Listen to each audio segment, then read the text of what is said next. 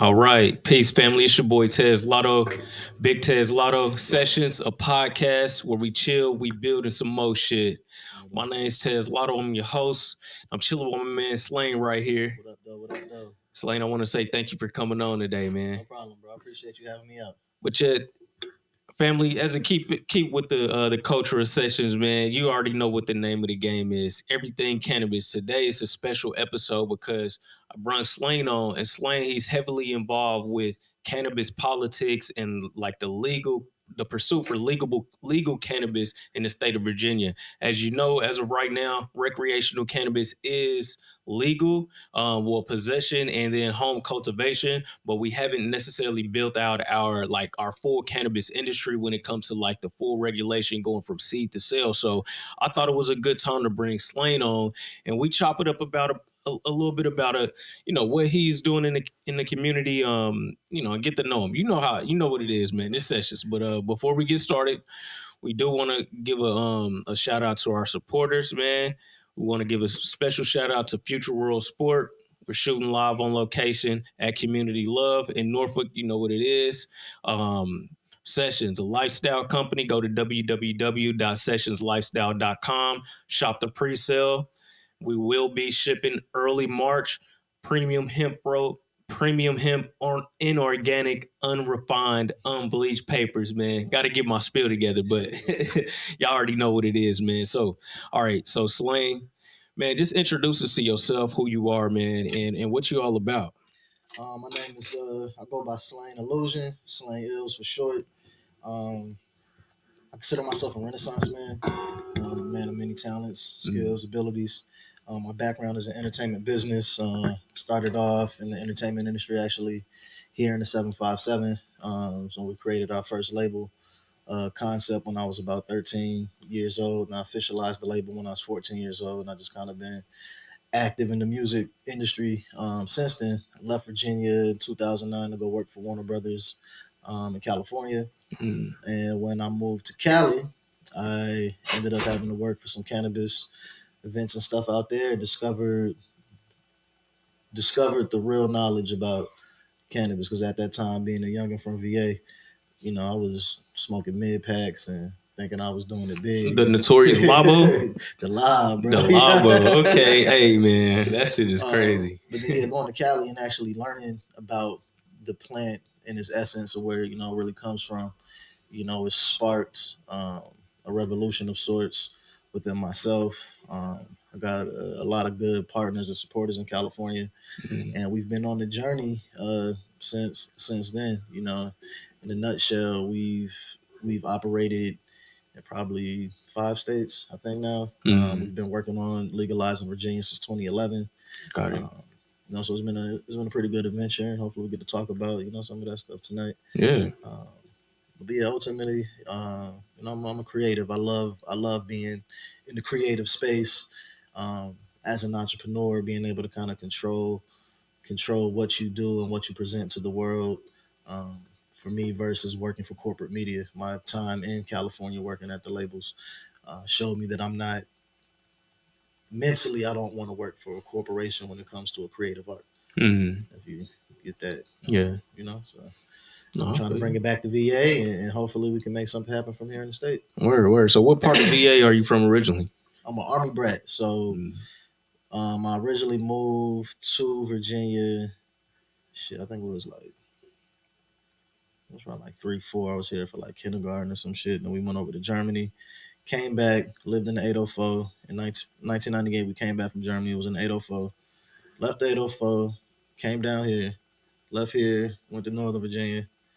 And I've been bouncing back between the three area codes, Mm. since then. So I Bet. won't consider myself really from one specific area. I grew up in multiple areas out here, so I have home and friends and family and kind of all Yeah. the major areas of Virginia. Word, word. But hey, but overall, you putting it down for the state of VA. Putting it down for VA. Got out, got it, Yeah, though. got it, man. Shout out to VA, Yeah, man. All though. right, so That's what up to now. so before we even go along, man, let the people know what we need to support. How can we tap in with you online? Any websites we need to go to or anything like that? You can find us at parkinsparks.com. That's our cannabis delivery company. It's PARKNSPARKZ.com. So if you do live in a legal state that we operate in, you can get on the site and go order some bud. Um, or you can find us at ydentglobal.com if you're more interested in the music side, entertainment side of things that we got going on. On Instagram at ydentglobal and at Park and Sparks. My personal is at Slain Illusion, spelled with a Z, 333. Okay.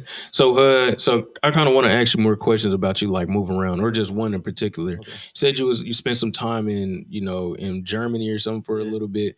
So was there any like early on? Do you remember any like exposure to like cannabis or like any early thoughts? Not not in Germany. Mm-hmm. Um, I had my first exposure to cigarettes in Germany, so I can't say the smoking element was introduced to me. Mm-hmm. Little kids, we smoking cigarettes at the youth center bathroom and shit. Okay. So that opened up my eyes to what smoking is. And then when I came to America, um, it's kind of what came back to America is when I kind of, probably like around 10, 11 is when I had my first hit of some weed Okay. and kind of started dibbling, dabbling. So you said around 10 or 11. Do you Yeah. remember the type of weed it was or anything like that? All Any right. So details? I kicked it with a lot of the older kids, Yeah. um, and they was smoking one day. Uh, Hit the weed a couple times, coughed. Uh, I didn't know what kind it was at the time. They the little homie there. They passed the blunt to me, the joint, whatever we were smoking. And then what I do distinctly remember from that day though, the homie was growing a little plant in his backyard, Yeah. and I didn't know nothing about weed at the time. I only was handed a blunt for the first time. So I went there, picked a couple leaves off, thinking that I could smoke the leaf and, and get high. Hey. Took them joints home and tried to make something out of nothing, and yeah, Yeah. that shit ain't work. So At that point in time, was a what was a plain veg? yeah, Was a yeah. veg. So that was Yeah. Now that I know now, yeah, it was a little probably about this big. that's funny as hell. I mean, which seemingly is be something a kid would do. Yeah, You know what I'm yeah, saying? I think like a lot of people start off before you actually get some real weed. Some people start off with the rolling notebook paper, and yeah, you know what I'm yeah, saying. You know how that go. yeah. But yeah, that's interesting. But it was it like were you high your first time? Did you get high I or? don't really remember that first time, Mm, honestly, as okay. far as the feeling. But the first time I remember, like really, Yeah, when was the first time you actually you it the one was that started it all? it was when I left the 804, moved to Newport News. Actually, I moved to Newport News in 2003, Yeah. and kicked with some of the older kids. I used to go to Hines Middle School and Warwick High School. Mm. Two joints I went to. Um, One of the homies in school used to live in the neighborhood. He always had the bud on deck, and that's when I really first started getting into it. But at that time, we 13, 14 years old.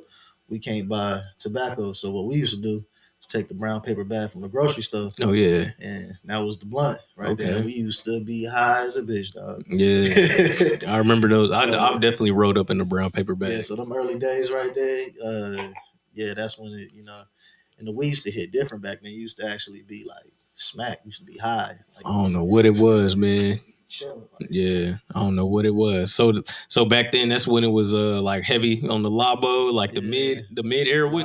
mid and the exotics, the original exotic came out, and that's when you had to get your little nick bag for like $10, $15, and Yeah, you point had to make five. the decision and shit whether you was gonna spend more money on the EXO versus getting a big ass bag of the mid. Because you could just mix it, put a Mix it a little little bit on. bit. Yeah, Yep. yeah. Yeah. So yeah, them was good days though, man. Like, um, as young as they always try to. I'm not advocating for teenagers to go smoke weed and shit, but we did. That's part of my story, and Yeah. we had good times with it. And Same here. No, I can definitely relate, man. That's what's up. So, any notable strains like early on in your smoking career that you remember, like, yo, first time I had this, and it was some of the official, like, so in them verified. days, the that original New York sour diesel, that was Okay. like how runts is the thing today. That was the runts of when I first really started getting down. So if you had some good sour, the haze was popping in, the dro was popping in. Um, But when I moved to that was before I had the knowledge of strains and Mm, because now that I know more about the the actual industry in a whole, I feel like even if they called it certain things back then, it might have not been accurate. yeah, I didn't really understand terpene profile. yeah, I know the sour tasted like this, and I haven't really tasted nothing else like yeah. that particular sour since That's those days. that's interesting that you bring that up because I feel like as I move throughout at the cannabis community a little bit more and like expose more or get exposed to more African American people and they start sharing their stories about cannabis and things like that and expose to more African American people that are involved in the cannabis community directly. It's like we were socialized. I don't know if it was just the makeup of our communities and our access and our ability to really just develop a more intimate relationship with the plant, like growing. But Yeah, like for the most part, just to keep it frank, you know what I'm saying? Niggas in the hood is not growing ain't not because growing. half of the time you're being targeted. So I'm just trying to smoke my weed and get home Yeah, safe. So I'm not even gonna try to I'm not fuck even with gonna the try to other go end to the because plant. they'll fuck around and send me up the way. Yep, You know what I'm saying? Like I won't even be coming home. They catch me with some plants, yep, shit like that. So like I feel like we were kind of socialized into like just levels of weed. So it's yeah, like where I was from, we called it K, but that's Labo, you know what I'm yeah. saying? I learned when I moved here. Okay. And then you got like different levels. So we got like the drug or what we used to call it dough. Then we had like hydro, and Yeah, then it's like, but it's levels. Then once you get really in the cannabis space, it's like, oh, this is strains. This goes all the way back to hmm a particular seed yep, or something. And like yep, then you get that authenticity and you can like back trace everything. So yep, like that's a really interesting, interesting perspective. But I think it's something very unique to like our community overall. And I feel like it's fucking cool as hell because it's like at the end of the day, it's like we all just want good weed. So like, is it good? Is it mid? Or is it what? I really don't even give a fuck about the name, but so it's like okay, we have some type of understanding of yeah, cannabis yeah. from our perspective. You know what I'm And saying? for me, I used to be like that. Just weed is weed. I'm gonna smoke it. But when you actually learn about the different strains and get access to a variety Mm-hmm. of true strain variety, because what's happened over these last 13, 14 years, strain integrity has kind of been lost. So when I first moved to California, Master Kush was Master Kush every time. Mm. Blue Dream was Blue Dream every time, and so on. To the point you could get a bag of a different batch and still know that it's blue And dream. still know that it's Blue Like Dream. this could be some outdoor versus some indoor, but Indoor, you but it know still this. had the terpene profiles, the nug structure, the characteristics of what these genetics present. Yeah. Each run from the growers is going to be different. Yeah. Um, but the strain integrity was there, and what's happened over these years is that so it's a finesse market. You're gonna West Coast sellers are telling ignorant East Coast, Southern, and Northern buyers coming to the West, oh yeah, this is this because they're seeing it's popular on the internet, Mm. and it's not really what it is. And then the people that's buying it as whatever they're buying it as go back to where they're from, and they come up with a new name for the shit Good point. and sell it to their people. Good And then point. you got a a smaller distro getting from a bigger distro, you might get a couple zips, and so he can make some better sales. He's changing the name on the Mm. shit to his customers to make it sound fancy if it's already not something popular and shit. Um, Integrity. Integrity. That's a good point, man. You brought up a real good point, and that kind of reminds me, like from a grower standpoint, like the personal shit that I smoke. I appreciate the fact that I know what it is, know what the mhm, strains are, and like the history and the lineage of everything.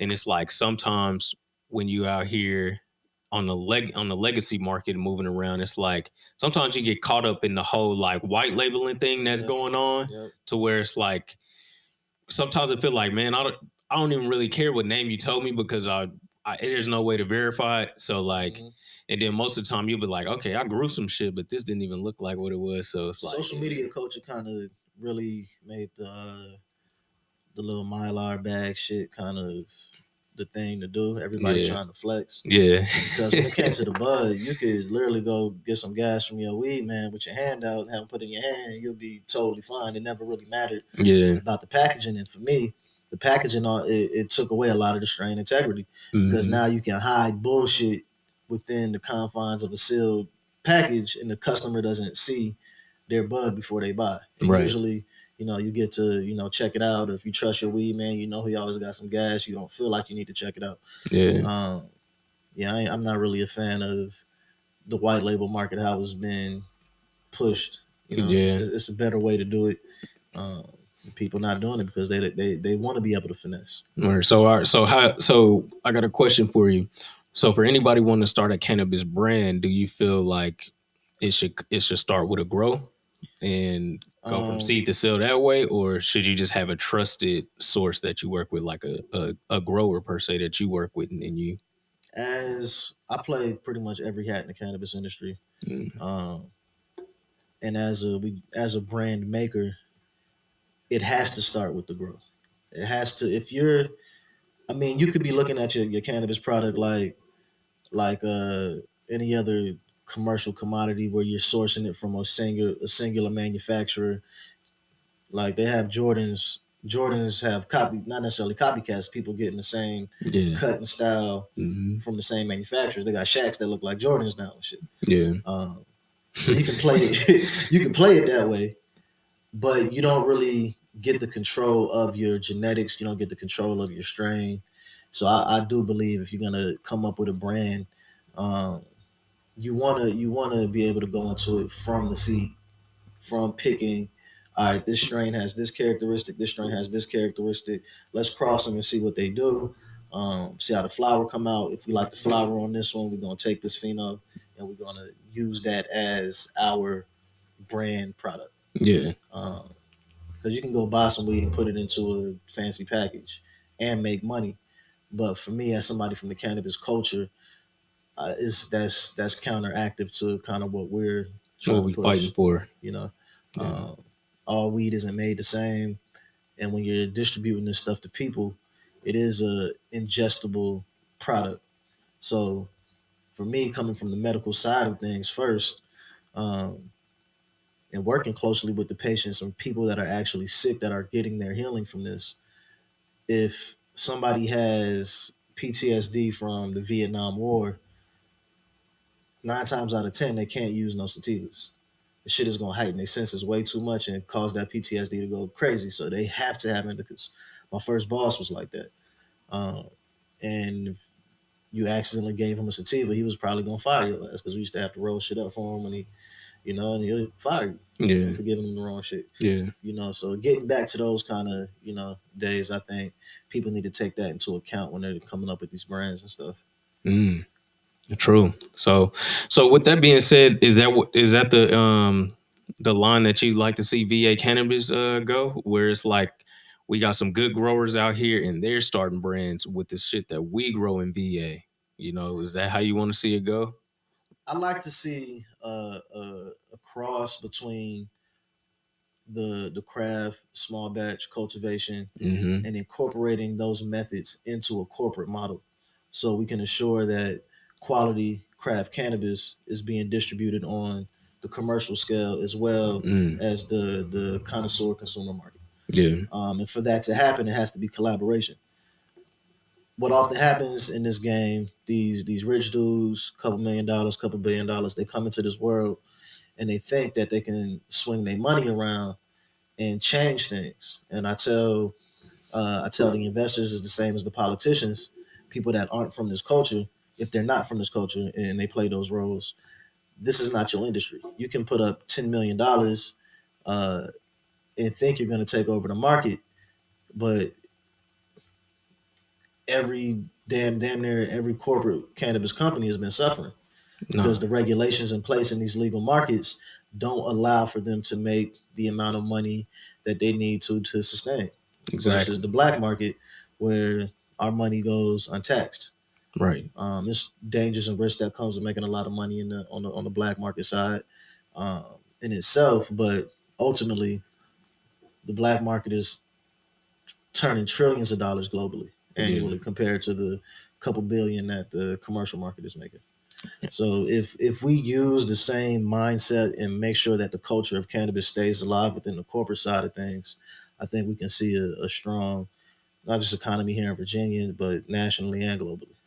And I appreciate you saying that. So to all you Chads out there, don't matter how much money you got, that don't mean you know what the fuck's going on with this plant, man. And Facts. that's coming from Tez Lotto.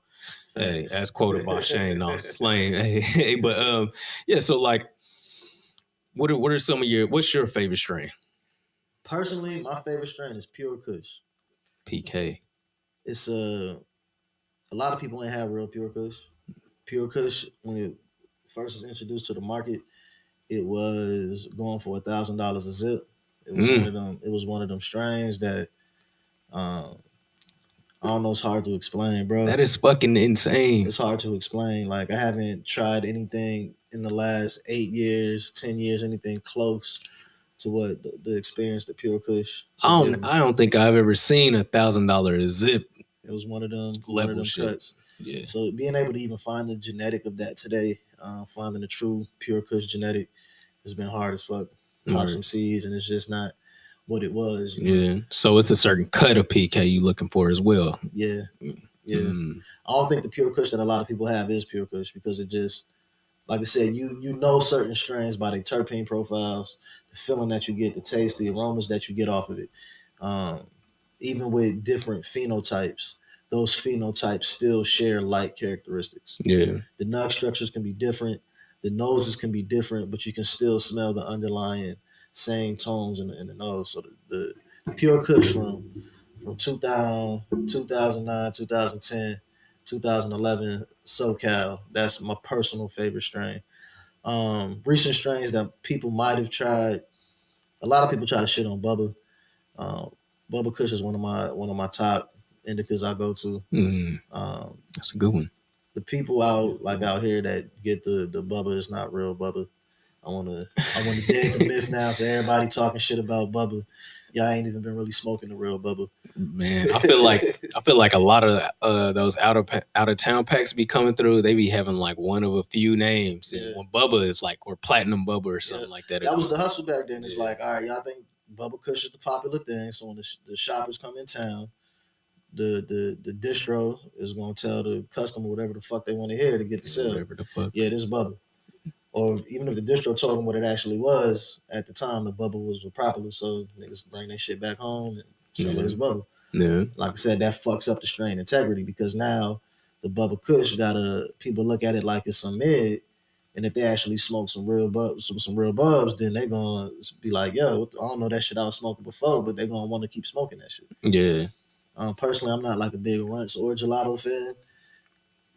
I like them, um, but I'm a heavy indica smoker, and Mm, right now it's just so much fucking hybrid on the market. yeah, All these fruity nosy shits is just taking over. So yeah. The it's, hybrids is yeah. Everything's a damn hybrid now. yeah, it's been hard to find a new favorite these last couple of years. I was reading some articles where scientists they're really describing it as like just all the cannabis lineage right now is like from a scientific perspective is all just polyhybrids. Like even if you have like something that's indica dominant versus sativa dominant, like they're still just polyhybrids. Just Mm-hmm. the just from like cultivation culture in Yep. America, like us starting indoors, well, us starting outdoors in like Northern Cali and things like that, and then Yeah. moving to like the more indoors and Yep. stuff like that, and then like us breeding for that, cultivation indoors and shit like that. So it's like now everything that everybody's receiving is like just a mosh. So Yeah, it's a mashup. got a There's lot of still there's still some true genetics out there. mm, Personally, for me, I've been collecting seeds for over 10 years, so I still have a lot of good OG, just original seeds. Not saying the OG mm, strain, but just yeah. original seeds. Lamb's bread, Northern Lights. Some of the traditional cuts that was out before all the new shit that's out now. Do you feel like any of those old school? What's an old school strain you feel like could make a comeback? Because I'll be talking to people and like some growers, like older, more experienced growers, they be like, man, ain't none of that old shit. They're It doesn't talking have a from place. they're It's talking from a cell from yeah, a place of sales. yeah, People hear Blue Dream today and think, oh, it's some whack shit. But in reality, if a grower know what the fuck they doing and they did a Blue Dream run, that shit'll go. They yeah. did some fire indoor. That indoor Blue Dream is gonna go. I heard Um, that shit used like a yeah, it's a big yeah. yielder. I Um, need to take a stab at the I Blue think Dream. personally, I want to do a old school strain run. I want to take some hazes, some white widows. Uh, I did some White Widow. That shit was cool. yeah, Like I'm yeah, not a big white widow smoker, Yeah, because that's like more sativa It's leaning a more type. Yeah. sativa dominant, but it is for the customers. I like having that profile within the mix. So I think really just bringing education to the masses on this. The people are getting their education from rap videos and shit right now, urban culture, hip hop culture, um, and hip hop culture. I'm from hip hop culture, and I can say niggas in the game is not educated properly on this shit to even be rapping about this shit for real. Yeah. If unless you listening to niggas like Burner, Wiz, Snoop, Cypress Hill, people that really fall Yeah, within like that people in the culture, cannabis culture then as you can well. learn something through the rap music. But if Mm. you just going off of niggas like 50, 50 don't even smoke. Right. You know what I'm saying? Hey, he Then did used to. I remember on Get Rich or Die Trying. Fifth was he probably I don't know if he smoked back then or whatever, but this nigga was talking about chocolate Tide and all kind of yeah, shit. like But man, for certain artists, and they doing what they that's got to do to funny. make their bag. Yeah, I think I had read something somewhere or seen something back in the day that Future don't even be don't do fucking with the drugs or drugs and anything. shit, but all his songs is about that culture Yeah, because it makes the bag. yeah, So I think the people got to get off of this just fucking with the popular shit because a lot of popular shit is corny shit and really start dibbling and dabbling in some of the the underground shit yeah. so they can actually get some education on this because once you smoke good quality bud you just can't go back to some of the bullshit that you used to smoke Right. unless you're desperate And then I, you I feel like weed that's been grown to its full potential, like man, fresh, and cut and cured and everything directly from the grower. That shit is like my first time smoking my own shit, and I did the whole process right and everything. It was like, bro, this is some new. Then I was like thinking about times that I've been to like dispensaries and got actually some good weed for the yeah first time in Cali and shit. And I'll be like, bro, I can do this shit too. yeah Like, yeah yeah, yeah, this shit it's is amazing. it's a process to it to get it it's not one right way to get that quality Yeah, but it is a process that has to be respected to get that quality yeah. um Everybody can't do it. My shit's not as good as that, everybody, but I'm just saying, got some and decent everybody shit. can get there it's a trial and error thing for real your first run ain't gonna be your best run Right. unless you lucky. You know what I'm saying? Some You got people get lucky first good some first people, runs. yeah, some people get they got some good mentors or they follow the good, Hmm. plan and they have their system set up. Because ultimately, weed isn't hard to grow; it's weed, But The plant damn near want to grow yeah, itself. but maintaining it and cultivating it for quality flower is the trick Yeah. because you can get to the end of flower and not cure your shit right and your whole shit is fucked up. Yeah. Or not dry. Fuck the curing process. You don't dry your shit right. Yeah. Then that whole 3 to 6 months you just spent going through that process is, yeah, you still got buds you can smoke, but you lost the terpene profiles. Yeah. The colors, not there. Or you went too long, so you got seeds in the shit. Um, you know, How long you drawing for? What's your draw times looking like? Standard? 10 to 14 days. it depends on the situation. Mm-hmm. With just the state of the market, each grow is different. Each person that runs a grow, they have different resources. So we might be doing a grow house Mm. uh, where we don't have a proper drying room, and we have to work with what we got. But I like to keep my rooms cold, not freezing cold to where it's gonna crisp up the bud, but cold enough to where um, the drying process is gonna be a bit slower. We don't want it to go super slow because you do risk to mold and shit like that. Mm-hmm. But just enough to where that water evaporating out of them nugs is allowing the flavors to really produce themselves on the onset. Yeah. A lot of the bud I grow, you can smoke right after, the shit is dry. It's almost cured up in a I've sense. heard a lot of like more experienced growers. They'll tell me like, bro, I don't care. They like Yeah, this shit dries, trim, and go in the bag. yeah. Like, I mean, that's because they're trying to get it out. yeah. When you do cure, it does bring out the notes. It's like Mm-hmm. wine and shit. Mm-hmm. But if you're doing it the right way and you dry properly, you can get your first dry to a point to where the nose is there, the terpenes are there, structure, everything is just perfect, and you can smoke it and move it just like that. Yeah. Um, for people that are making more luxurious products, the curing process I think is very important, and you have to monitor that process. Unless you got an automated, system where the tops are kind of aerating themselves, you got to go Yeah. in, open the jars, or Yeah. pop your I've seen lids. those damn bucket things, like Yep. the systems. Yeah, that shit is pretty cool. So it's work to it. to get that quality. So I think the first time we actually chopped it up online is I don't know if it was a post when I think you replied to me and you was telling me like, bro, go DWC or something like that, Yeah, or yeah. before, or it might have been before then. But like, how you like growing DWC, man? Um, And like, is that your preferred method of growing still? And I still have to try aeroponics. That's the mm, only method I haven't tried. I've tried a nigger rigged version of aeroponics before, but the deep water culture I think is the way. Is the wave. It's going to be a bit more expensive because you have to run more electronics to keep the deep water culture running as far as your your bubblers and shit for the the water. mm, Um, but yeah, it just cuts off so much time. You get bigger yields. You get faster harvest times um, compared to having to go soil. Even cocoa, even the drip systems. I've done the Rockwool cubes with the drip systems and shit, and that's hydro, yeah, but it's still not submerging. The roots aren't constantly submerged in a nutrient solution. yeah, So even with them Rockwool cubes, you get a lot of mold on that shit, a lot of algae buildup on it.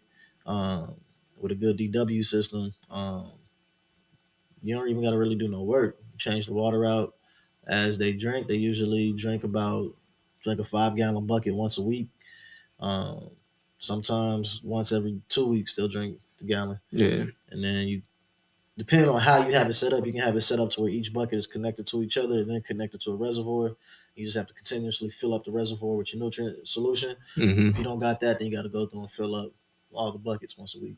So that's mm. about the biggest workload you're gonna have outside of your basic maintenance, defo, topping and shit like that. So with the DWC, is there any like agents or anything that you're using to keep it sterile, or like I don't like, is there any acids or anything you add into this shit to like stop the buildup in the system or anything? Um, I'm gonna try a couple new brands this year. I've been Mm-hmm. fucking with Athena the last probably 2 years. So Athena line is good. Um, but what I discovered using the Athena line is that you don't really need the whole line to get to a good harvest.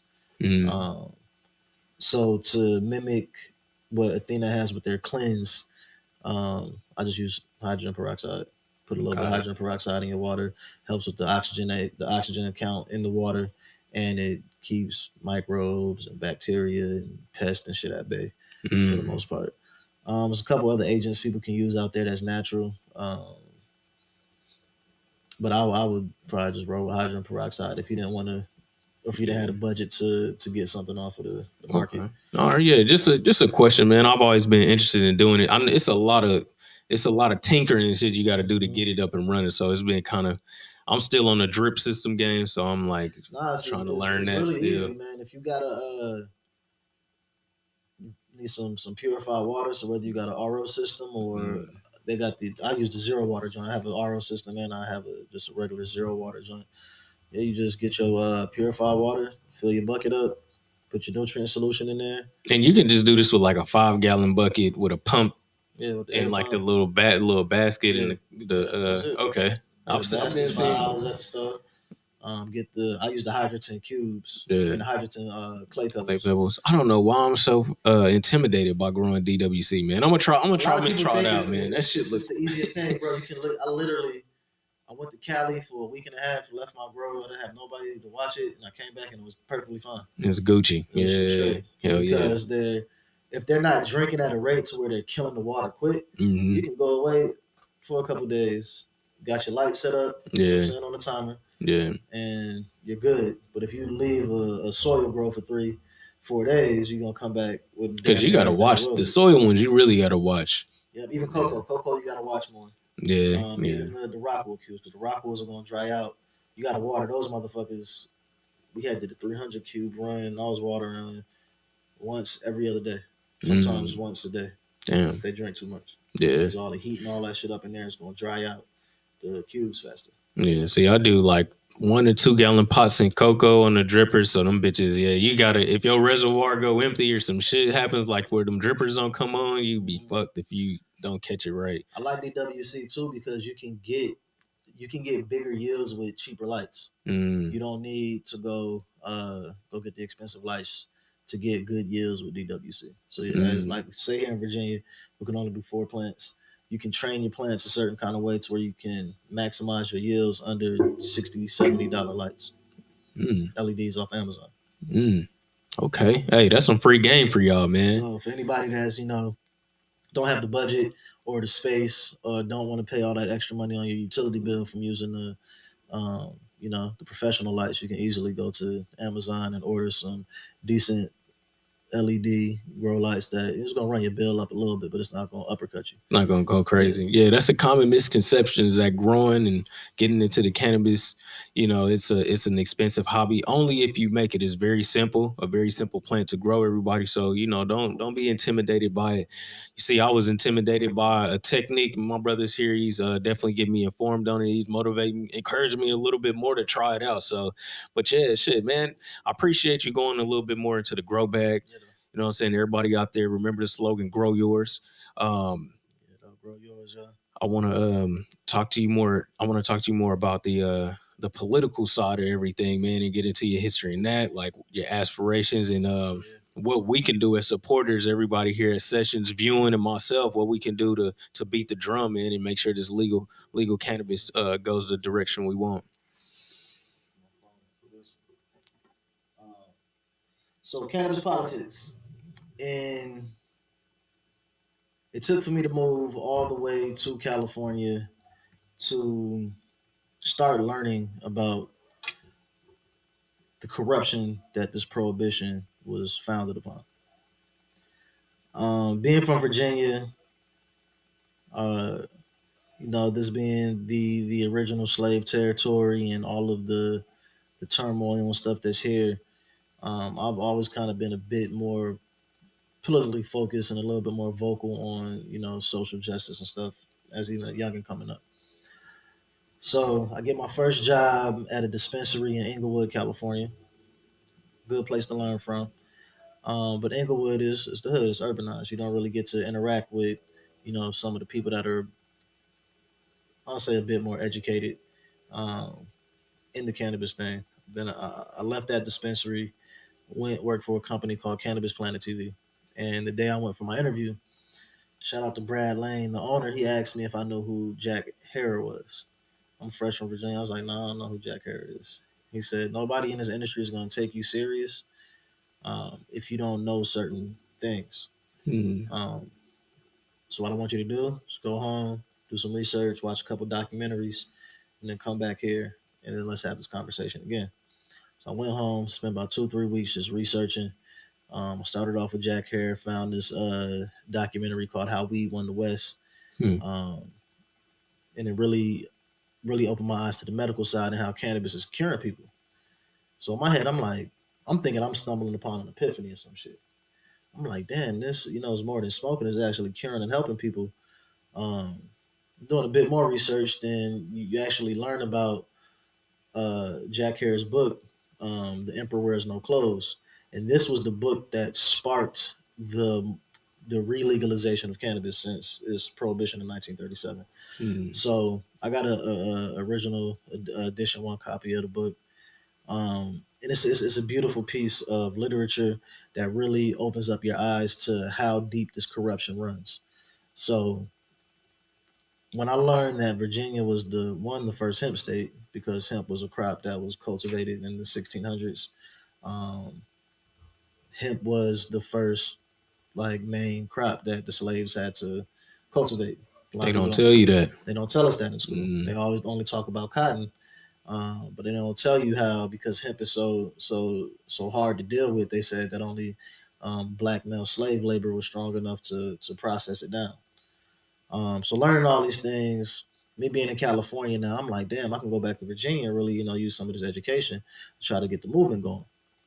Exactly what I ended up doing.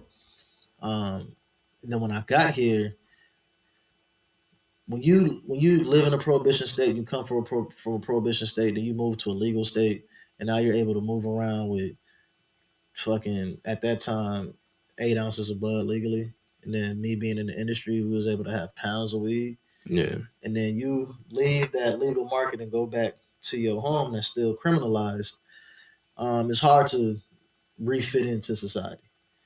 Uh, and I just couldn't accept the fact that, oh, I can have all this weed on the West Coast, but I can't have all this weed out here. So we started fighting for the laws 2011, dealing with Terry McCullough. I got some support from some of the bigger cannabis and hemp companies in California, and we started the Virginia Hemp Company and the Foundation Hope. Through the Foundation Hope, the goal was just to get the laws changed, present our evidence, get supporters from the politicians, get support from the public, um, and get the laws changed so we can actually start moving forward. What I discovered in my research is that Virginia is the first medical cannabis state. We had a medical cannabis law in our books in 1979, which allowed for the prescription of cannabis for cancer and glaucoma. Um, and with us having that much of a head start on cannabis, for me, is no reason why we shouldn't have had a program in the 80s. Question. So since we've been having that program since the 70s, that means they've actually been prescribing people cannabis products They since have then. not. They have Oh, not. so okay. Here's the kicker, and that's why the laws need to change properly. Um, because our law says prescribe, doctors can't legally prescribe Schedule One narcotics. Because they're what, governed by a federal They're board governed by and federal mm, federal money and shit. Um, and damn. that's what California did within their law. Their law also said prescribe, but in '96 they changed it to their law to say recommend. Now you can possess up to X amount of cannabis, grow X amount of plants in your home if your doctor recommends plants for you, recommends cannabis for you.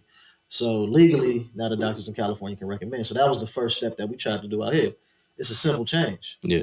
McCullough, you can go in there and literally write into the bill or write into the law a governor's a change and just put recommend. We didn't even have to go to the General Assembly or nothing for that. Mm. And McCullough fought against it. Every governor has fought against it. So since the '70s, it could have been that simple to get Virginia to start having an active medical cannabis program here.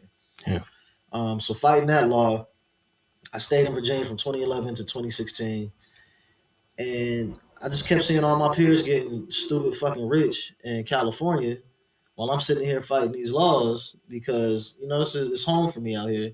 I want to be able to build my company At home. at home. Yeah. You know what I'm saying? But I just had to leave because it was just so much just political bullshit. When you start playing the politics, getting behind the scenes, you realize that the politics aren't really about the people. Because if it was about the people, cannabis wouldn't have been outlawed in the first place. Yeah. And if these politicians didn't know certain things and we present the education to them, we have hella science behind everything from top universities showing that everything that they said was bad about cannabis was a lie. It was a media smear campaign because certain organizations and companies didn't want to compete against cannabis as a commodity. They needed something easy for the prison industrial population to grow, to lock people up with. Everybody's going to smoke weed. It's easy to lock people up for that shit if you outlaw it.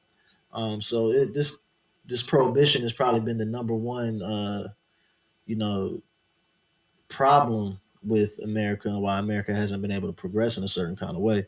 So just getting on the political element of it for me was extremely important because if we don't do this thing the right way and allow the regulations to pass in a certain kind of way, this industry is not going to be able to do what it needs to do for this planet, for the people, for nature, um, for the technology industry that's growing. Literally, hemp offers people everything. That's the model for our company, Hope. So And speaking of hope, man, I recently signed a petition yeah, man. that you guys were, that you guys put out. How is that? Do you guys still need some signatures? And if so, how Man, come what we need to do? Go to the link in your bio. we need honestly, if we can get every Virginian that consumes cannabis in Virginia to sign this petition, that is the kind of energy we need. One reason why California's laws were passed at a certain time and they're friendlier as a cannabis state is because the people get out there and they voice their opinions for this thing. Mhm. There was rallies every day for cannabis in California throughout the whole state. People don't rally for cannabis here in Virginia. Even with this petition out now, we've put it in front of probably a couple thousand people. We haven't even got probably even 200 signatures yet. Mm. So we need it's more than just signing the petition. Is really people being willing to take the brief amount of time to educate themselves on what this bill is going to do for us as a state, What is it going to do for us as a people? Um, and standing behind it and demanding that our politicians stop playing political games because that's exactly what's happening and put this thing in play in such a way to where this state can start benefiting from it in the right way. So it starts with the petition just to show the interest to the politicians that your constituents want to see this get done. Mm, But what's more powerful than just a signature is the people actually reaching out to their representatives got it. or showing face to the Capitol when we when it's time to go. Especially for Black people. Black people in Virginia have been stepped on since whether you want to make the argument that we're indigenous to this land, whether we came from another continent on the bottom of boats, whatever the situation is, Black people have been getting fucked over in this country for too damn long, and cannabis and hemp is the commodity that can change what our relationship with in America is, as far as how our wealth is as a people, how our communities thrive as a people.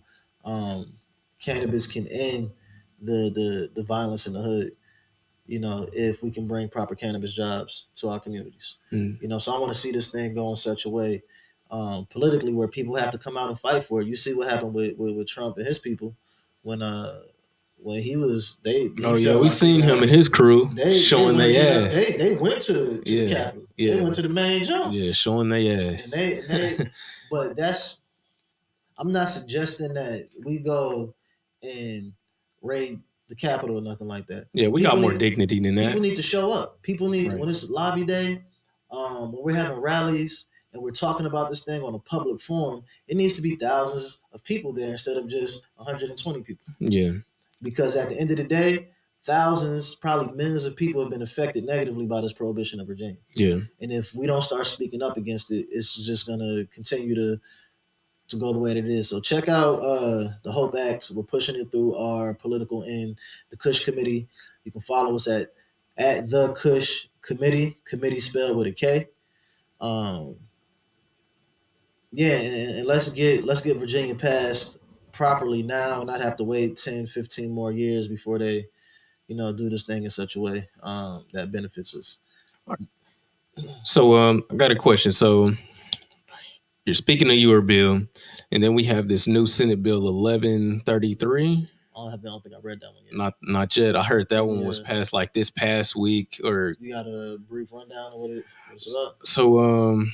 Let's see here. There's see who it is. I think homie's name is Amin. I believe. Let me see.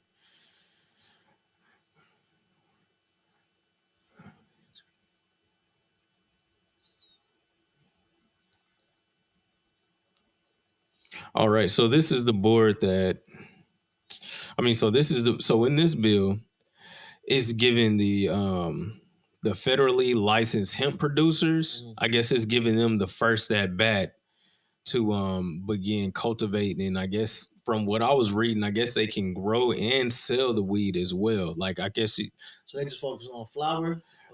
yes. Well, I guess it's gonna be a from. And I gotta reread this, guys. But from what I was reading, I'm guessing it'll give everybody who has a federal license to produce hemp. Mm. It'll give them the I guess the first turn to like establish actual legal cannabis cultivation, and then they'll have the option to actually process it, manufacture it all the way from seed to So I sale. would have to see the bill, but my Yeah. concerns about that. But let's get into your bill though. That's what I Okay. was going to ask. Like, how can your bill help us versus what's on the table or what's been on the table in Virginia? So all the bills that were presented during this General Assembly, there's going to be more presented over these next couple of weeks as we're fighting, but none of them address any of the real issues. They're trying to play it safe almost because they want to hold out until the 2024 elections and use cannabis as a ploy. There there's elements of some bills that are focusing on just bringing in the corporations and not having real pathways for regular citizens to cultivate and make money off of this thing. So with the Hope Act, we address everything. Um, Everything of prominence to get a good foundational start. Um, as a black man in Virginia and as a black man in America, uh, I feel the pain from the prohibition in a way that other races don't necessarily feel the pain. As other communities of people that have been hit hard by prohibition. The Latino community has been hit terribly by this prohibition along with us. But our people have been hit the hardest. And when we had Governor Northam in office, they gave us 30% for social equity coming back from the taxes. That was, for me, hard to believe at the time that they would just give that to us. Yeah, that's a decent chunk. That's a nice 30% is a nice chunk. That is a good way for Virginia to start making right on the atrocities that they've committed against our people. But then when Youngkin comes in, they take away the 30%. And now he's allocating our 30% to schools. And, you know, and when you look at the public school system, we know it's a joke compared to, other forms of education. So this bill addresses that. We're working to get our percentages back and distribute it and put it to the community in such a way that actually makes real changes. The argument for reparations is one that everybody has an opinion on, but if we're talking about really fixing the generational damage that have been done to our people, Yeah, we need a generational solution, and cannabis can be that solution. The amount of money that already gets made within our community off of weed is in the billions of dollars, yeah, but it's not being allocated properly because it's individuals collectively that make up that amount of money. So if we're actually having taxes being put into a fund that finances not just programs, but community development in such a way that's never been done in the black community, we're going to see drastic changes quick. So that's what we're proposing on that end. We are working to give a percentage back to the Native American community here in Virginia. They've been terribly affected by, uh, just the issues they've had with this state alone, and the prohibition as it has affected them. This is a sacrament. This is a sacred herb for the Native American people, and they've stayed true to that. Um, we smoke weed every day, but a lot of people don't pray over their blunts before they smoke them. They yeah. don't It's not a sit. They spiritual don't. Yeah, they don't. activity or anything like So that. making sure that we can keep that culture alive in this It's an and important part. support that, so people can go visit and spend some time with the Native American communities. Cannabis is going to make people want to go out and learn about some of the spirituality that comes along with this. Yeah. So giving some money back first, doing right with the money that comes in with One the one cannabis. thing I like about your bill was the allocation of public lands for like cannabis recreation Yes, sir. parks and different Yes, things sir. like that. I feel like that's amazing because one thing I love, man, is national parks and just being out in nature. Yep. So like if I could be out somewhere and everything is dedicated to like being safe and use of cannabis, that would be amazing because sometimes I get out in nature and I'm smoking and I'm just paranoid because I'm like, Paranoid am as I even shit. supposed to be smoking back here? Like I don't need no bullshit back off in these woods, you know what I'm saying? But Yeah. but yeah, that's pretty cool, man. Yeah, But the yeah. national cannabis parks is something that I definitely think we need to push forward. Um, it's climate change. We're having a spring. It's been spring the last 2 3 days here in Virginia in Exactly. February. And all of this climate change. This is shit we was arguing about when I'm not sure how old you are. I'm 30. I'm about to be 34 in a couple days. But Al Gore was talking about this climate change shit when I was in Mm-hmm. fucking in high school and shit. And now we're actually seeing what the people were saying back then that were being called crazy, and we're being affected by it. Yeah. Growing cannabis and hemp on a forestry level um, can drastically change our carbon emission footprint immediately, to where we don't have to wait long. Yeah. Tons of research has been done to where cannabis and hemp is pulling all kinds of toxic chemicals, And heavy metals out of heavy the metals out soil. of the soil, Mm-hmm. um, Filtering the air. filtering the All that. air, and it's one of the easiest plants to plant, and we don't have to do a lot of upkeep for it. Yeah. Outside of maintaining the national parks to keep them aesthetically pleasing, Right. uh, I think it's a no brainer. It gives adults a safe space to come and consume. Mm-hmm. It allows for Virginia to actually be a positive. If we look at ourselves as like cells in the body. Um, Virginia within this body of the United States can be a positive. It could be a white blood cell compared to being a cancerous cell. Mm. Um, by emitting hella oxygen back into the environment and sucking in hella CO2. Yeah. Um, we're getting into agri-mining. One of our partners in West Virginia, who we've been working with for about 10 years on hemp projects, they've been doing some research on hemp, and they've got some amazing results from the agri-mining. So the destruction of this planet that we've been doing to get to these resources can be eliminated overnight simply by incorporating agri-mining techniques. Mm. Um, so there's one section we are going to add into the bill because that came about a little later, but working with some of these the mining unions and actually teaching miners how to agri-mine, Mm. giving them another skill set instead of.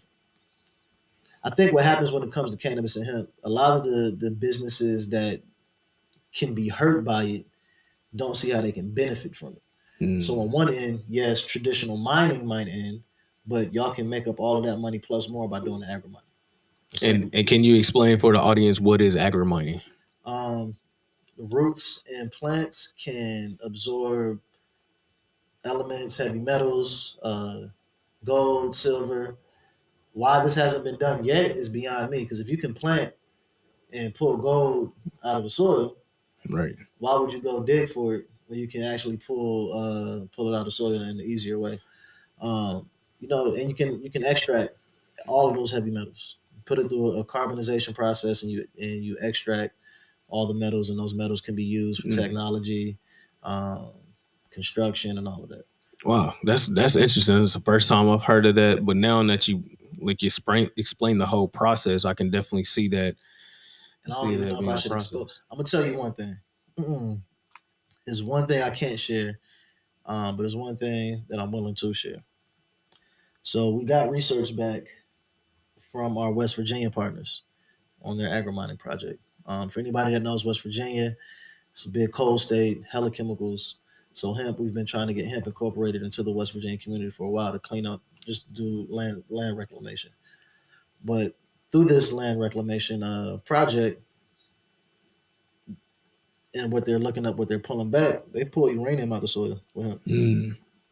You know, so when you start talking about nuclear power and limitless energy, if you can mine substances like uranium at that much of an ease, Yeah.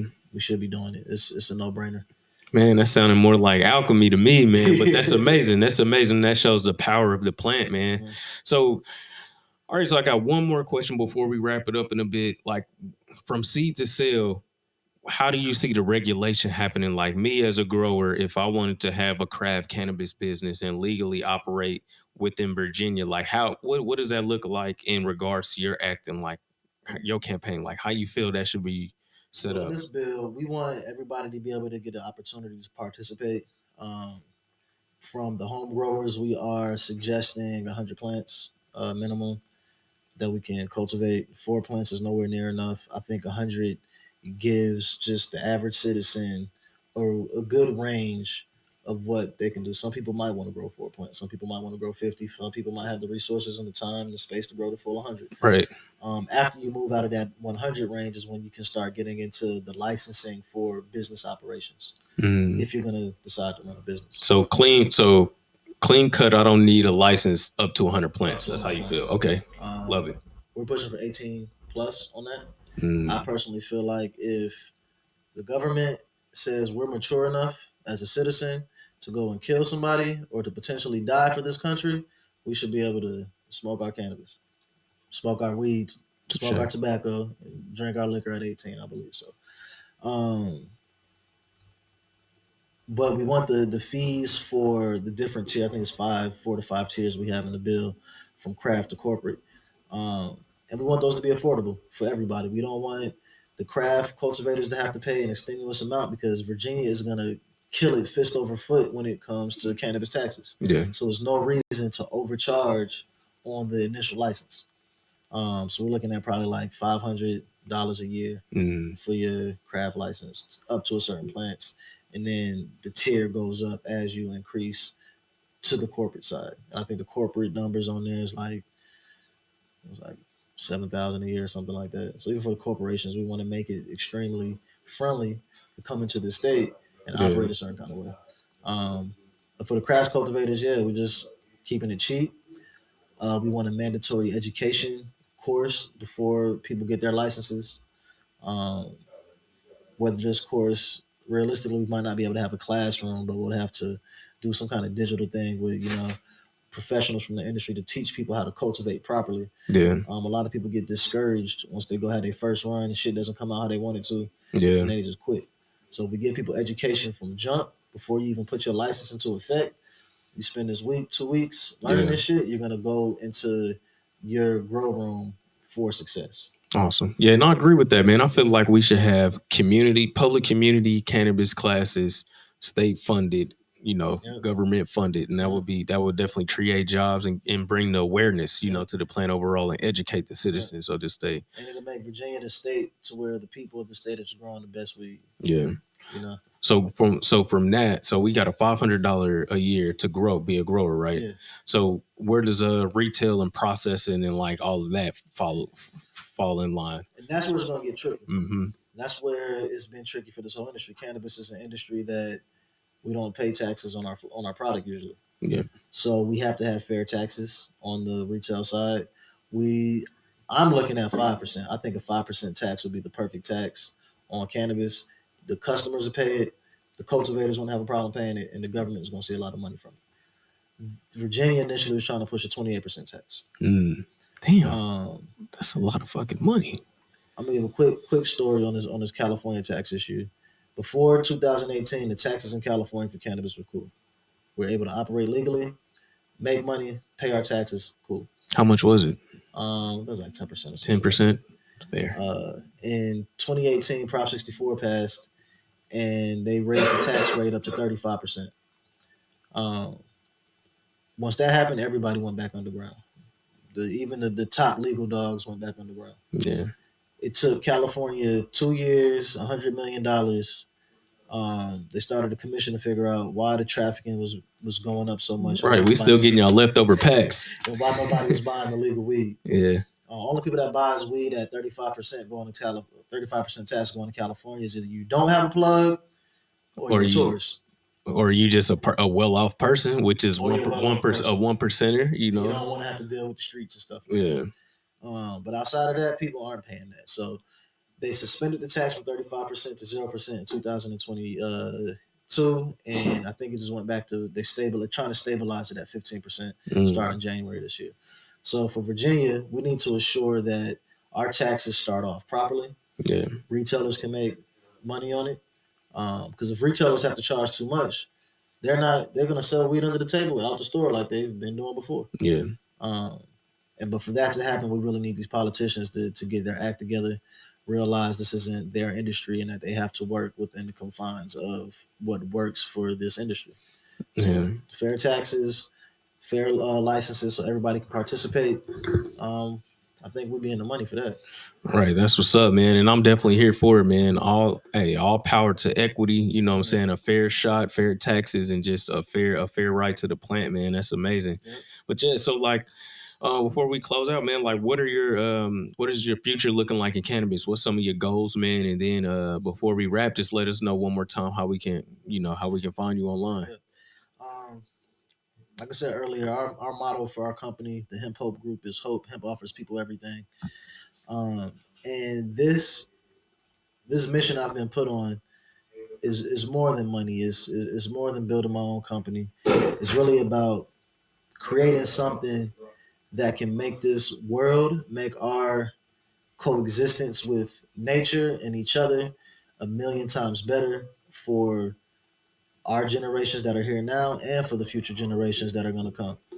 Um, Everybody that's alive today can, as much as we try to pretend that shit isn't crazy, this is we haven't inherited a good world, So I really want what we're doing today, no matter how much money we make, to lead into cannabis and hemp being an industry that can be more than just about smoking weed, and we can actually see the positive changes come from it on top of us just smoking weed.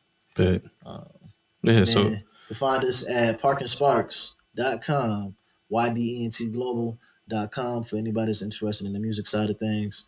Yeah, I'm slaying. all right, family. Hey, peace, love, light, and light, man. It's Tez Lotto, Big Tez Lotto Sessions, a podcast, FWS Broadcasting Network, man, the global standard. Thank you for tuning in again. Y'all have a good one. You know, Peace. Bro, man. appreciate you coming on, Appreciate you. man. Damn. Appreciate you. Yeah, that was good. That's gonna be